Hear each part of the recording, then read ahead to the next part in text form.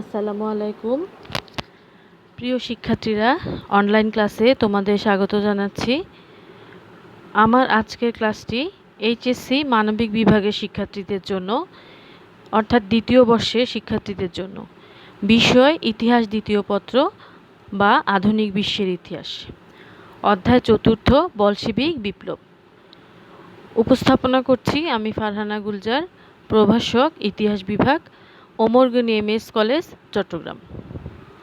শিক্ষার্থীরা, তোমরা যারা আমার ক্লাসটি ফলো করেছো তোমরা ইতিমধ্যে জেনেছো যে আমি ইতিহাস দ্বিতীয় পত্রের দ্বিতীয় এবং তৃতীয় অধ্যায়টি সম্পূর্ণভাবে অনলাইন ক্লাসে শেষ করেছি। আজকে নতুন অধ্যায় বলশেভিক বিপ্লব শুরু করব। তো বলশেভিক বিপ্লব শুরু করতে গেলে সবার প্রথমে আমাদের জানতে হবে বলশেভিক বিপ্লব কী। বলশেভিক এই কারণে আজকে আমি দুটি প্রশ্ন নিয়ে আলোচনা করব।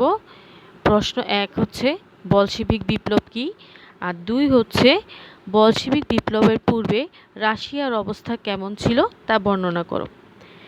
এই দুটি প্রশ্নের উত্তর আলোচনা করলে তোমরা বিপ্লব পূর্ব রাশিয়ার অবস্থা যেমন জানতে পারবে, ঠিক তেমনি বলশেভিক বিপ্লব কী সেটিও বর্ণনা করতে পারবে। তো আসো আমরা সরাসরি চলে যাই বলশেভিক বিপ্লব কী এই বিষয়টি সম্পর্কে জানার চেষ্টা করি। ফরাসি বিপ্লবের পর যে বিপ্লবটি পৃথিবীতে ব্যাপক আলোড়ন সৃষ্টি করেছিল সেটি হচ্ছে 1917 সালের বলশেভিক বিপ্লব। এটি রাশিয়ায় সংগঠিত হয়েছিল, যা পৃথিবীর ইতিহাসের জন্য একটি যুগান্তকারী ঘটনা। কারণ এই বিপ্লবের মাধ্যমে রাশিয়ায় সর্বপ্রথম সমাজতন্ত্র প্রতিষ্ঠিত হয়েছিল। রাশিয়ার জার শাসকদের জরাজীর্ণতা, দমন নীতি রাশিয়ার অর্থনৈতিক, সামাজিক এবং রাজনৈতিক অবস্থায় এমন অচলাবস্থার সৃষ্টি করেছিল যে সেই অবস্থা থেকে উত্তরণের জন্য রাশিয়ার জনগণ এই বলশেভিক বিপ্লবের সূচনা করে। বলশেভিক বিপ্লবের নেতৃত্ব দিয়েছিলেন লেনিন। তো বলশেভিক দল বিপ্লব সৃষ্টি করে তারাই কিন্তু ক্ষমতা দখল করেছিলেন। বলশেভিক নামক যে রাজনৈতিক দল কর্তৃক রাশিয়ায় ক্ষমতা গ্রহণ করা হয়েছিল, মূলত সেটি ইতিহাসে বলশেভিক বিপ্লব নামে পরিচিত। এটিকে অনেকে আবার রুশ বিপ্লবও বলে। আবার 1917 খ্রিস্টাব্দে অক্টোবর মাসে এই বিপ্লবটি সংঘটিত হয়েছিল বলে একে অক্টোবর বিপ্লবও বলা হয়। এই বিপ্লবটিকে আসলে অনেকগুলো নামে অভিহিত করা হয়। এই বিপ্লবটিকে সমাজতান্ত্রিক বিপ্লবও বলা হয়। তাহলে আমরা কি জানলাম? এই বিপ্লবটিকে বলা হয় রুশ বিপ্লব, এই বিপ্লবটিকে বলা হয় বলশেভিক বিপ্লব, আবার বলা হয় সমাজতান্ত্রিক বিপ্লব। তো এই হচ্ছে, যখন তোমরা বলশেভিক বিপ্লব কী এই কথাটি লিখবে, এই প্রশ্নটির উত্তর লিখবে, তখন এটি প্রশ্নটা দেখেই তোমরা বুঝতে পারছো এটি ছোট প্রশ্ন। অনুধাবনমূলকেও আসতে পারে এভাবে যে বলশেভিক বিপ্লব কী তা ব্যাখ্যা করো। ব্যাখ্যা করো কথাটি থাকলে এটি হয়ে যাবে অনুধাবনমূলক, তখন এর উত্তরের মান হচ্ছে 2 নম্বর। আর শুধু যদি বলশেভিক বিপ্লব কী তাহলে কিন্তু এটি জ্ঞানমূলক, সেক্ষেত্রে 1 নম্বরের উত্তর। কিন্তু যদিও 1 নম্বরের উত্তর হয়, এটি কিন্তু এক লাইনে লেখার মতো না, এটি কিছুটা তোমাদের একটু সামান্য 2-3 লাইনে বর্ণনা করেই লিখতে হবে। তাহলে এই প্রশ্নটির উত্তর এভাবেই তোমরা লিখবে যে 1917 সালে রাশিয়ায় সংগঠিত বলশেভিক বিপ্লব সমগ্র পৃথিবীর ইতিহাসে একটি যুগান্তকারী ঘটনা। রাশিয়ার সম্রাট বা জার শাসকদের স্বৈরশাসন ও দুর্নীতির বিরুদ্ধে সোশ্যাল ডেমোক্রেটিক পার্টি রুখে দাঁড়ায়। এই পার্টি বলশেভিক এবং মেনশেভিক এই দুই ভাগে বিভক্ত ছিল। সংখ্যাগরিষ্ঠরা ছিল বলশেভিক, যারা ধীরে ধীরে শক্তিশালী হয়ে ওঠে। এই দলটি লেনিনের নেতৃত্বে বিপ্লবের মাধ্যমে 1917 সালে অক্টোবর মাসে জারতন্ত্র উচ্ছেদ করে ক্ষমতা গ্রহণ করে এবং রাশিয়ায় একটি শোষণহীন নতুন সাম্যবাদী সরকার গঠন করে। সাম্যবাদ এবং সমাজতন্ত্র প্রতিষ্ঠা করাই ছিল এই বিপ্লবের লক্ষ্য। যেহেতু বলশেভিকরা বিপ্লবের মাধ্যমে ক্ষমতা গ্রহণ করে, সেহেতু ইতিহাসে এটি বলশেভিক বিপ্লব নামেই পরিচিত। এর মাধ্যমে 300 বছরের জার সাম্রাজ্যের পরিসমাপ্তি ঘটে। তাহলে আমি যেভাবে উত্তরটি এখানে বর্ণনা করেছি এটি অবশ্যই একটি অনুধাবনমূলক প্রশ্ন। কিন্তু যদি 1 নম্বরে আসে, জ্ঞানমূলকভাবে আসে যে বলশবিক বিপ্লব কী, সেক্ষেত্রে এটি কিন্তু তোমাদেরকে ছোট করে লিখতে হবে। সেক্ষেত্রে আর এত বেশি বর্ণনা করার প্রয়োজন নেই। তাহলে আমি যেটার উত্তর দিয়েছি সেটি কি অনুধাবনমূলক। তোমরা জানো যে তোমাদের প্রশ্ন কিভাবে আসে, 30টি হচ্ছে নৈর্ব্যক্তিক আর 70 নম্বর হচ্ছে সৃজনশীল প্রশ্নের জন্য বরাদ্দ। সৃজনশীল প্রশ্নে একটি উদ্দীপক দেয়া থাকবে, এরপর 4টি প্রশ্ন দেয়া থাকে। তোমরা ঠিক যেভাবে এসএসসিতে দিয়েছ একইভাবে একই নিয়মে এইচএসসির মান বন্টনটাও একই রকম। তাহলে 1 নাম্বার হচ্ছে জ্ঞানদীপ্ত উদ্দীপকের, সেটি উদ্দীপকের নির্ভর নয়, এটি বইয়ের যে কোনো জায়গা থেকে আসতে পারে। 2 নাম্বার হচ্ছে অনুধাবনমূলক, এটি একটু ব্যাখ্যা করে লিখতে হবে। 3 নাম্বার এবং 4 নাম্বার প্রয়োগ এবং উচ্চতর দক্ষতা, এটি কিন্তু যে উদ্দীপকটি দেওয়া হবে তার উপর ভিত্তি করে আনসারটি করতে হবে। তো যাই হোক, প্রশ্ন কিভাবে আসবে সেটি তোমাদের বললাম, এটি তোমরা আগেই জানো, তারপর আমি একটু আবার বললাম। তাহলে এটি অনুধাবনমূলক প্রশ্ন গেল। এবার আসো 2 নম্বর। 2 নম্বরে আমাদের প্রশ্ন কি ছিল, যে বিপ্লবের পূর্বে রাশিয়ার অবস্থা কেমন ছিল। তো আসো এখন আমরা একটু দেখার চেষ্টা করি যে বিপ্লবের আগে রাশিয়ার অবস্থা কেমন ছিল। মধ্যযুগে রাশিয়া ছিল একটি অত্যন্ত পিছিয়ে পড়া রাষ্ট্র, কিন্তু সপ্তদশ এবং অষ্টাদশ শতাব্দীতে রাশিয়ার ইতিহাসে যথাক্রমে পিটার দ্য গ্রেট এবং দ্বিতীয় ক্যাথারিনের আগমন ঘটেছিল। তাহলে সপ্তদশ শতাব্দীতে রাশিয়ার যিনি শাসক ছিলেন বা জার ছিলেন তিনি হচ্ছেন পিটার দ্য গ্রেট, আর অষ্টাদশ শতাব্দীতে এসেছিলেন আরেকজন দ্বিতীয় ক্যাথারিন। পিটার দ্য গ্রেটকে বলা হয় আধুনিক রাশিয়ার জনক, কারণ তিনি রাশিয়ার আধুনিকীকরণ আরম্ভ করেছিলেন। এরপর দ্বিতীয় ক্যাথারিন সময়কাল হচ্ছে 1762 থেকে 1796। তার উদারনৈতিক অভ্যন্তরীণ সংস্কার এবং রাজ্য বিস্তার নীতি দিয়ে রাশিয়াকে ইউরোপের রাজনৈতিক অঙ্গনে একটি মর্যাদাপূর্ণ অবস্থানে তিনি নিয়ে গিয়েছিলেন। তো ক্যাথারিনের কথা বললাম যে তিনি উদারনৈতিক অভ্যন্তরীণ সংস্কার করেছিলেন এবং বৈদেশিক ক্ষেত্রে তিনি রাজ্য বিস্তার নীতি গ্রহণ করে রাশিয়াকে ইউরোপে একটি শক্তিতে পরিণত করেছিলেন। মূলত তাদের শাসনামলে রাশিয়া ইউরোপের রাজনীতিতে প্রথম পদার্পণ করে।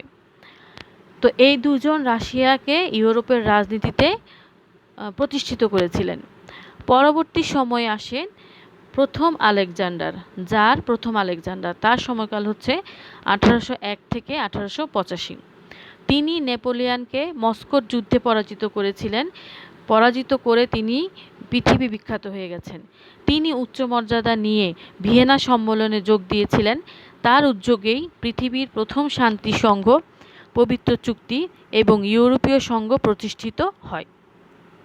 কিন্তু পরিতাপের বিষয় হলো ইউরোপীয় রাজনৈতিক অঙ্গনে রাশিয়ার সম্মান এবং আধিপত্য বৃদ্ধি পেতে থাকলেও অভ্যন্তরীণ ক্ষেত্রে রাশিয়া ছিল অনগ্রসর, কারণ তখনও সেখানে মধ্যযুগীয় শাসন ব্যবস্থা প্রচলিত ছিল। বিভিন্ন ধর্ম এবং জাতিগোষ্ঠীর সমন্বয়ে গঠিত একটি বিরাট দেশ হলো রাশিয়া।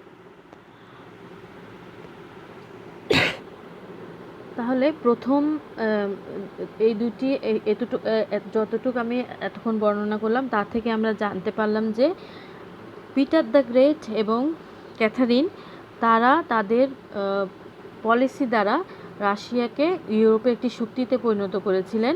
কিন্তু শক্তিতে পরিণত করেছিলেন ঠিক আছে, কিন্তু তাদের পরে যিনি এসেছিলেন প্রথম আলেকজান্ডার, তিনিও নেপোলিয়নকে পরাস্ত করে ইউরোপে তিনি বিরাট খ্যাতি লাভ করেছিলেন। কিন্তু যেটি এখানে উল্লেখ করার মতো বিষয় যে পররাষ্ট্র ক্ষেত্রে তারা অনেক সফলতা অর্জন করতে পারলেও দেখা গেল যে রাশিয়ার ভিতরের অবস্থা অর্থাৎ অভ্যন্তরীণ ক্ষেত্রে রাশিয়াকে তারা এগিয়ে নিয়ে যেতে পারেনি।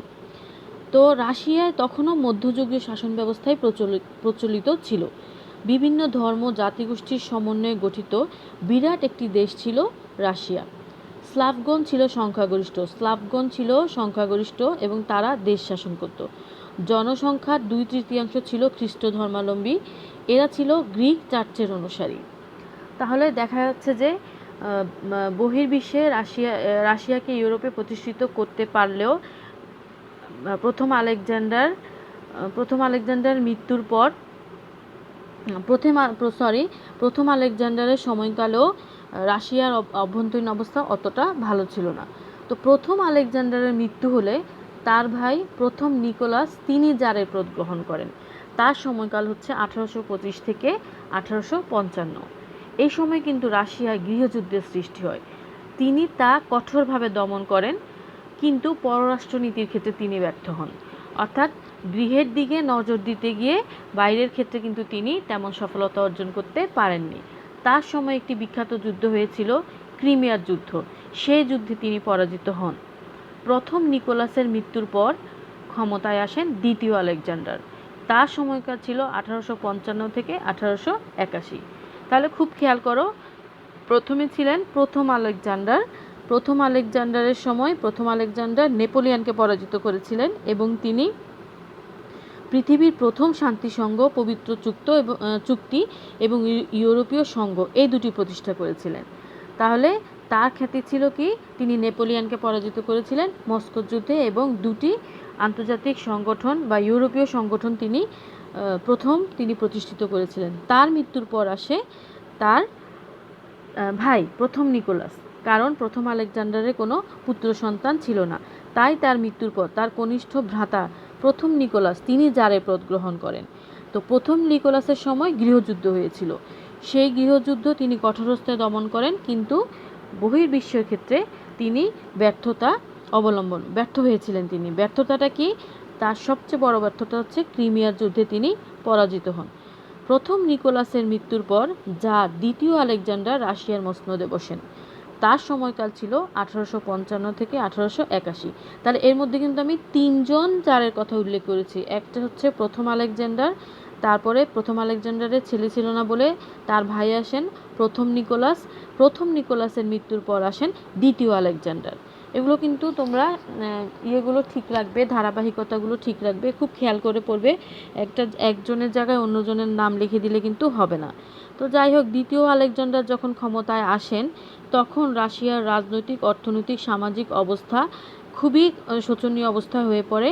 ক্রিমিয়ার যুদ্ধের পরাজয়টার কারণ হিসেবে রাশিয়ার জনগণ কিন্তু স্বৈরাচারী জার শাসনের অযোগ্যতাকেই দায়ী করে, আর এই সময় তারা আন্দোলনে ঝাঁপিয়ে পড়ে।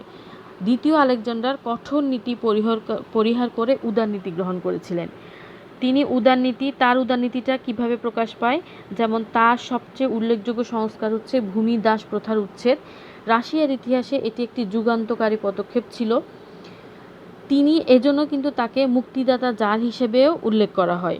এই অমানবিক প্রথা কিন্তু রাশিয়ার সমাজ জীবনকে পঙ্গু করে ফেলেছিল, কারণ রাশিয়ার জনসংখ্যা প্রায় অর্ধাংশ ভূমিদাসে পরিণত হয়েছিল তখন। এদের সংখ্যা ছিল প্রায় 5 কোটি। আর ভূমিদাসেরা বংশানুক্রমে তারা ভূমিদাসের কাজ করতো, অর্থাৎ পিতার পর তার ছেলেও ভূমিদাস হতো, সেই ছেলের পর পরবর্তী যে জেনারেশন তারাও ভূমিদাস হতো। এভাবে দেখা গেছে ভূমিদাসে পুরা রাশিয়ার অর্থনৈতিক মেরুদণ্ড ভেঙে গিয়েছিল। এছাড়া তার উদারনীতির আরেকটি উদাহরণ হচ্ছে তার পিতা কর্তৃক রাজদ্রোহের অপরাধে বন্দী এবং নির্বাসিত ছিল ডিসেম্ব্রিস্ট নামক কিছু বিদ্রোহী। এই বিদ্রোহীকে তিনি মুক্তি করে দেন। ডিসেম্ব্রিস্ট নামক সকল বিদ্রোহীকে তিনি মুক্তি করে দেন। অর্থাৎ এরা তার বাবার আমলে রাজদ্রোহের অপরাধে বন্দী ছিল, কিন্তু তিনি যেহেতু উদার শাসক ছিলেন সে কারণে তিনি এদেরকে কিন্তু মুক্ত করে দেন। তাহলে তার উদারনীতির দুটি পরিচয় পেয়েছি। একটি হচ্ছে তিনি ভূমিদাস প্রথা উচ্ছেদ করেছেন, আর একটি হচ্ছে তিনি রাজদ্রোহের অপরাধে বন্দীদেরকে মুক্তি দেন। তো 1881 সালে এই যে তিনি উদারনৈতিক শাসক ছিলেন, কিন্তু তা সত্ত্বেও 1881 সালে তিনি কিন্তু আততায়ীর হাতে নিহত হন। আর তিনি আততায়ীর হাতে নিহত হওয়ার পরে ক্ষমতায় আসেন জার তৃতীয় আলেকজান্ডার। তার শাসনামল ছিল 1881 থেকে 1894 পর্যন্ত। এই সময়টাই হচ্ছে রাশিয়ার ইতিহাসের জন্য সবচেয়ে খারাপ সময়, কারণ শাসনের শুরুতেই তিনি উদারনীতি এবং সংস্কারের পরিবর্তে দমননীতি আশ্রয় নেন। মূলত জার তৃতীয় আলেকজান্ডারের শাসনকাল থেকেই জার শাসকদের পতনের ঘণ্টা বেজে যায়। তার মৃত্যুর পরও, অর্থাৎ তৃতীয় আলেকজান্ডারের মৃত্যুর পরও দ্বিতীয় নিকোলাস তিনি রাশিয়ার সিংহাসনে বসেন 1894 থেকে 1917। তা স্বৈরাচারী মনোভাব, অযোগ্যতা, জার সাম্রাজ্যে পতন নিয়ে আসে। এই সময়ে স্বৈরাচার শাসন এমন চরমে যায় যে তার মাধ্যমে শেষ হয়ে যায় জার সাম্রাজ্য। 300 বছর ধরে চলে আসা জার সাম্রাজ্য তৃতীয় আলেকজান্ডারের পুত্র দ্বিতীয় নিকোলাসের সময় শেষ হয়ে যায়। অর্থাৎ ওই যে আমি প্রথম প্রশ্নে বলেছিলাম যে বলশেবিক বিপ্লবটি কারা ঘটিয়েছিল, বলশেবিক দল, লেনিনের নেতৃত্বাধীন বলশেবিক দল তারা ঘটিয়েছিল। এই দ্বিতীয় নিকোলাসের বিরুদ্ধে তারা আন্দোলন করে, সংগ্রাম করে তারা এই দ্বিতীয় নিকোলাসকে পতন ঘটান এবং বলশেবিক দল ক্ষমতা দখল করে নেন। নেয়ার পরে তারা রাশিয়ায় সমাজতান্ত্রিক রাষ্ট্র গঠন করার জন্য চেষ্টা করেন। তো এটা আমরা পরবর্তীতে আরও বিস্তারিতভাবে আলোচনা করব, বিপ্লবের ঘটনাসমূহ, বিপ্লবের সব কারণ এসব। এখন আমরা দেখলাম শুধু বিপ্লবের পূর্বে রাশিয়ার কী অবস্থা ছিল। তাহলে তোমরা কিন্তু জারদের নামগুলো কোনো অবস্থাতে ভুল করা চলবে না। আমি আবারও তোমাদেরকে রিমাইন্ডার দেওয়ার জন্য একটু বলছি যে সপ্তদশ এবং অষ্টাদশে ছিলেন পিটার দ্য গ্রেট এবং দ্বিতীয় ক্যাথারিন। তাদের পরে আসেন প্রথম আলেকজান্ডার। তার সময়কাল ছিল 1801 থেকে 1825 সাল পর্যন্ত। আলেকজান্ডারের কোনো পুত্র সন্তান ছিল না। এরপরে আসে প্রথম নিকোলাস, তার সময়কাল হচ্ছে 1825 থেকে 1855। প্রথম নিকোলাসের পর তার মৃত্যু হলে ক্ষমতায় আসে দ্বিতীয় আলেকজান্ডার। তার শাসনকাল ছিল 1855 থেকে 1881। তিনি আততায়ীর হাতে নিহত হন। তারপরে আসেন ক্ষমতায় তৃতীয় আলেকজান্ডার। তৃতীয় আলেকজান্ডারের সময়কাল 1881 থেকে 1894। আর তৃতীয় আলেকজান্ডারের পরে ক্ষমতায় আসেন তার পুত্র দ্বিতীয় নিকোলাস 1894 থেকে 1917 সাল পর্যন্ত। এই সময়কালগুলো প্রয়োজনে খাতায় লিখে তাদের নামের পাশে, জারদের নামের পাশে সময়কালগুলো লিখে তারপর তোমরা এটাকে অনুশীলন করবে, যাতে সাল এবং নামের মধ্যে, জারের নামের মধ্যে কোনো ভুল না হয়। তো যাই হোক, আজকে এখানে আমি ক্লাসটি শেষ করব। তাহলে আজকে আমি তোমাদের জানানোর চেষ্টা করেছি কি বলশেবিক বিপ্লব কী এবং রাশিয়ার বলশেবিক বিপ্লবের পূর্বে রাশিয়ার অবস্থাটা। এরপরে রাশিয়ার সামাজিক অবস্থা আছে, রাজনৈতিক অবস্থা, অর্থনৈতিক অবস্থা, এগুলো আমরা কিছুটা করে জানার চেষ্টা করব। তো আজকে এই পর্যন্তই। তোমরা সবাই ভালো থাকবে। আল্লাহ হাফেজ।